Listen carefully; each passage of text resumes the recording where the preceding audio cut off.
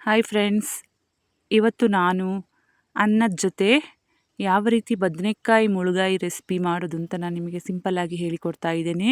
ಇದು ಬದನೆಕಾಯಿ ಯಾವುದಂದರೆ ಗುಳ್ಳ ಬದನೆ ಅಂತ ಹೇಳ್ತಾರಲ್ವ, ಅದರ ಸಿಂಪಲ್ಲಾದ ಮುಳುಗಾಯಿ ರೆಸಿಪಿ. ಹೆಚ್ಚು ಮಸಾಲೆ ಹಾಕಿಲ್ಲ, ಸಿಂಪಲ್ಲಾಗಿ ಯಾರಿಗೂ ಮಾಡ್ಬೋದು. ನೋಡಿ ಈ ಥರ ಎಷ್ಟು ಚೆನ್ನಾಗಿದೆ ನೋಡಿ ಕಲರ್. ನಾವು ಇದೇ ರೀತಿ ಮಾಡೋದು ನಮ್ಮ ಮನೆಯಲ್ಲಿ, ರೊಟ್ಟಿಗೆ, ದೋಸೆಗೆ, ನೆಕ್ಸ್ಟ್ ಅನ್ನಕ್ಕೆ ಎಲ್ಲದಕ್ಕೂ ತುಂಬ ಚೆನ್ನಾಗಿದೆ. ತುಂಬ ಟೇಸ್ಟಿಯಾದ ರೆಸಿಪಿ ಇದು. ಈ ರೆಸಿಪಿನ ನೀವು ಪೂರ್ತಿಯಾಗಿ ನೋಡಿ. ನಮ್ಮ ಹಳೆ ಕಾಲದ ಪದ್ಧತಿಯಂತೆ ನಮ್ಮ ಅಜ್ಜಂದಿರು ಯಾವ ರೀತಿ ಮಾಡ್ತಾರೆ ಅಂತ, ಅವರ ಮಸಾಲೆ ಯಾವ ರೀತಿ ಯೂಸ್ ಮಾಡ್ತಾರೆ ಅಂತ ನೋಡಿ ನಾವು ಅದೇ ಮಸಾಲೆಯನ್ನು ಹಾಕಿ ನಾವು ಮಾಡಿದ್ದೇವೆ. ನೀವು ಕೂಡ ಇದೇ ರೀತಿ ಮಾಡಿ.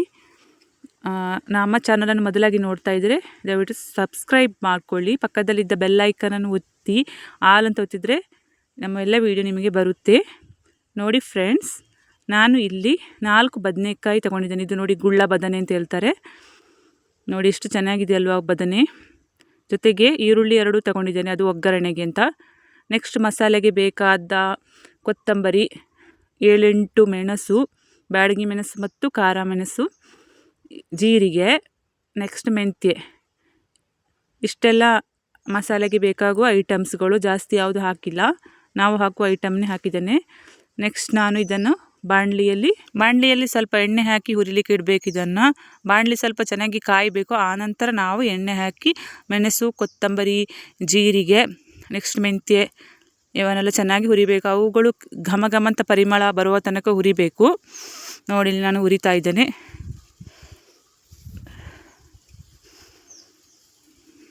ನೋಡಿ ಈ ಥರ ಹುರಿದ್ರೆ ಅದರ ಟೇಸ್ಟೇ ಬೇರೆ.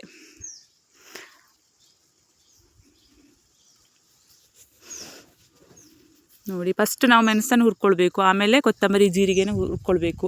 ಇಲ್ಲದಿದ್ದರೆ ಕೊತ್ತಂಬರಿ ಜೀರಿಗೆ ಎಲ್ಲ ಒಟ್ಟಿಗೆ ಹಾಕಿದರೆ ಏನಾಗ್ತದೆ ಅಂದರೆ ಅದು ಸುಟ್ಟು ಹೋಗ್ತದೆ. ಅದಕ್ಕೆ ಮೆಣಸು ಸರಿಯಾಗಿ ಹುರಿಯಲ್ಲ.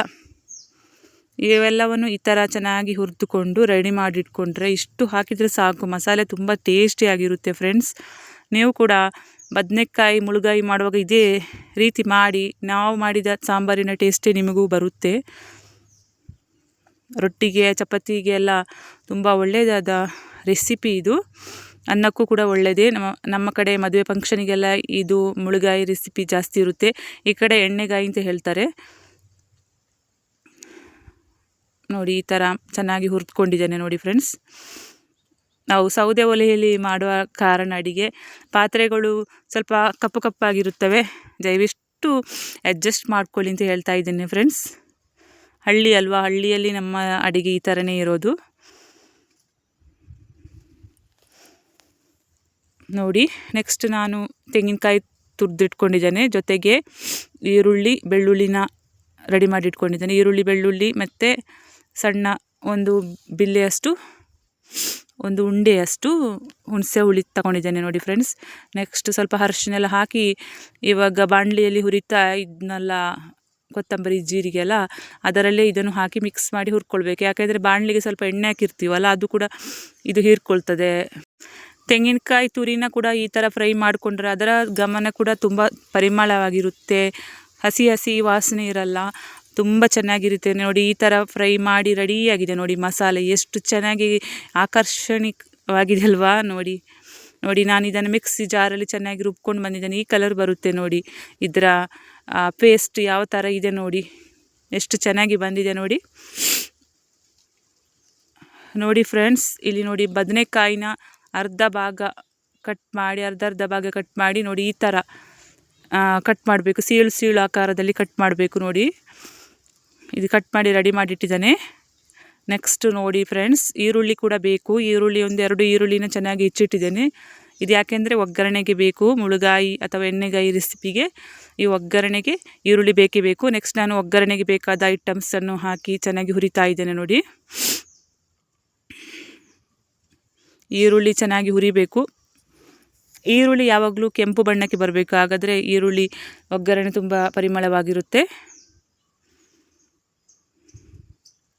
ನಮ್ಮ ಲ್ಯಾಂಗ್ವೇಜ್ ಈ ಕಡೆ ಮಂಗಳೂರು ಸೈಡ್ ಆದ ಕಾರಣ ಸ್ವಲ್ಪ ಅಡ್ಜಸ್ಟ್ ಮಾಡ್ಕೊಳ್ಳಿ ಫ್ರೆಂಡ್ಸ್. ನಾವು ಬಿಡಿಸಿ ಮಾತಾಡ್ತೀವಿ, ಪ್ಲೀಸ್ ಅಡ್ಜಸ್ಟ್ ಮಾಡ್ಕೊಳ್ಳಿ. ನಿಮ್ಮ ಥರ ಆ ಕಡೆ ಉತ್ತರ ಕರ್ನಾಟಕ ಬೇರೆ ಬೇರೆ ಸೈಡಲ್ಲಿ ಮಂಗಳೂರು ಮೈಸೂರೆಲ್ಲ ಸ್ವಲ್ಪ ಫಾಸ್ಟ್ ಮಾತಾಡ್ತಾರೆ. ನಮಗೆ ಆ ಥರ ಈ ಥರನೇ ಮಾತಾಡಿ ಅಭ್ಯಾಸ, ತುಳು ಮಾತಾಡೋದು ಜಾಸ್ತಿ ಅಲ್ವಾ, ಹಾಗೆ ಪ್ಲೀಸ್ ಅಡ್ಜಸ್ಟ್ ಮಾಡ್ಕೊಳ್ಳಿ ಫ್ರೆಂಡ್ಸ್.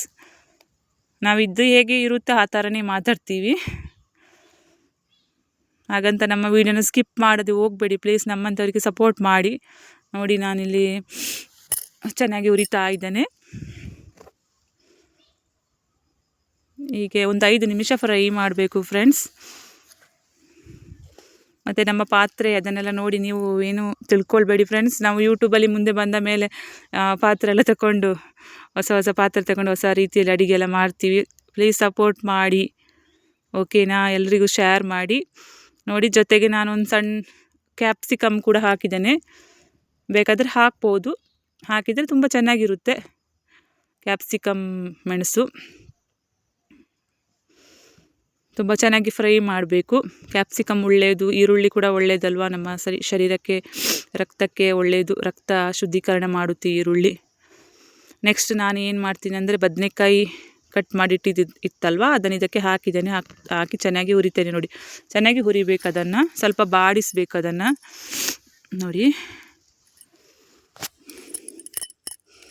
ಈ ಥರ ಚೆನ್ನಾಗಿ ಬಾಡಿಸಬೇಕು ಫ್ರೆಂಡ್ಸ್.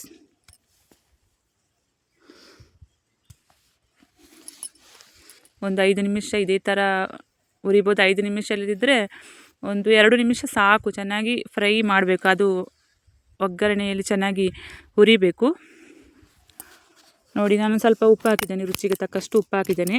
ನಿಮಗೆ ಯಾವ ರೀತಿ ಬೇಕು ಆ ಥರ ನೋಡಿಕೊಂಡು ಹಾಕ್ಕೊಳ್ಳಿ ಉಪ್ಪುನ.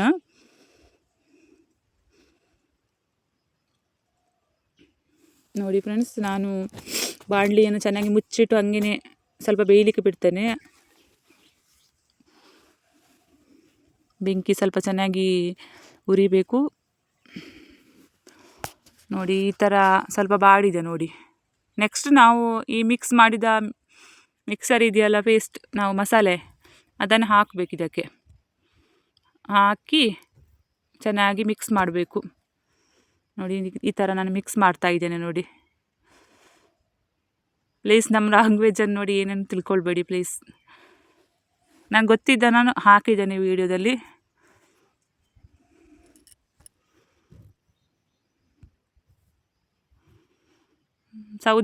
ಒಲೆಯಲ್ಲಿ ಅಡುಗೆ ಮಾಡುವ ಕಾರಣ ನಮ್ಮ ಪಾತ್ರೆ ಯಾವಾಗಲೂ ಹಿಂಗೇ ಇರುತ್ತೆ, ತಪ್ಪು ತಿಳ್ಕೊಳ್ಬೇಡಿ. ಗ್ಯಾಸಲ್ಲಿ ಆದರೆ ಚೆನ್ನಾಗಿರುತ್ತೆ. ಗ್ಯಾಸ್ ಒಲೆ ಇದೆ, ಆದರೆ ಅದು ಗ್ಯಾಸ್ ಒಲೆ ಅಡುಗೆ ಮಾಡುವ ಜಾಗದಲ್ಲಿ ಸ್ವಲ್ಪ ಕತ್ತಲು ಇದೆ, ಬೆಳಕಿಲ್ಲ. ಅಲ್ಲಿ ಒಂದು ಲೈಟ್ ಏನಾದರೂ ಹಾಕ್ಕೊಂಡು ಮಾಡಬೇಕಷ್ಟೇ. ಸ್ವಲ್ಪ ಅಡ್ಜಸ್ಟ್ ಮಾಡ್ಕೊಳ್ಳಿ. ಇವಾಗ ಅಡುಗೆದು ಹಾಕಲಿಕ್ಕೆ ಸ್ಟಾರ್ಟ್ ಮಾಡಿದ್ದೇನೆ. ಎಲ್ಲರೂ ಸಹಕರಿಸಬೇಕು ಫ್ರೆಂಡ್ಸ್, ಏನು ತಿಳ್ಕೊಳ್ಬೇಡಿ. ನೋಡಿ ನಮ್ಮ ವಿಡಿಯೋನ ಇಷ್ಟಪಟ್ಟು ನೋಡಿ, ಕಷ್ಟಪಟ್ಟು ನೋಡಬೇಡಿ, ಸ್ಕಿಪ್ ಮಾಡಬೇಡಿ. ನಾವು ಹಳ್ಳಿ ಸ್ಟೈಲ್, ಹಳೆ ಕಾಲದ ಪದ್ಧತಿಯ ರೀತಿಯಲ್ಲಿ ಅಡುಗೆ ಮಾಡ್ತಾ ಇದ್ದೇವೆ. ನೋಡಿ ಈ ಥರ ನೋಡಿ ತೆಳ್ಳಗೆ ಮಾಡ್ಕೊಳ್ಬೇಕು, ತುಂಬ ತೆಳ್ಳಗೆ ಮಾಡ್ಕೊಳ್ಳಿಕ್ಕೆ ಹೋಗಬೇಡಿ. ಈ ಥರ ನೋಡಿ ಇಷ್ಟು ಸಾಕು.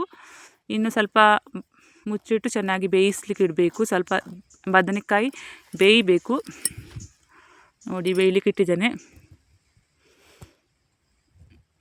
ಚೆನ್ನಾಗಿ ಬೇಯಲಿ ಫ್ರೆಂಡ್ಸ್.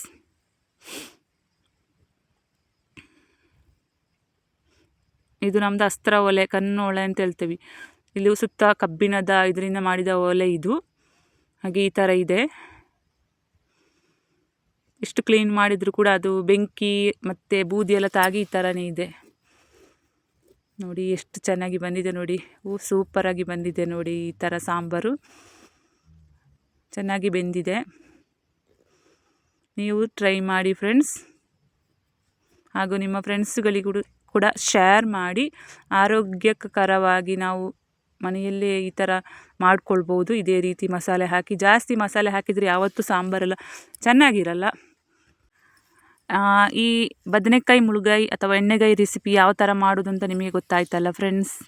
ಈ ವಿಡಿಯೋ ನಿಮಗೆ ಇಷ್ಟ ಆದರೆ ಎಲ್ರಿಗೂ ಶೇರ್ ಮಾಡಿ. ಹೇಗಿತ್ತು ಅಂತ ಕಮೆಂಟ್ ಬಾಕ್ಸಲ್ಲಿ ತಿಳಿಸಿ. ಲೈಕ್ ಕೊಡೋದನ್ನು ಮರಿಬೇಡಿ ಫ್ರೆಂಡ್ಸ್.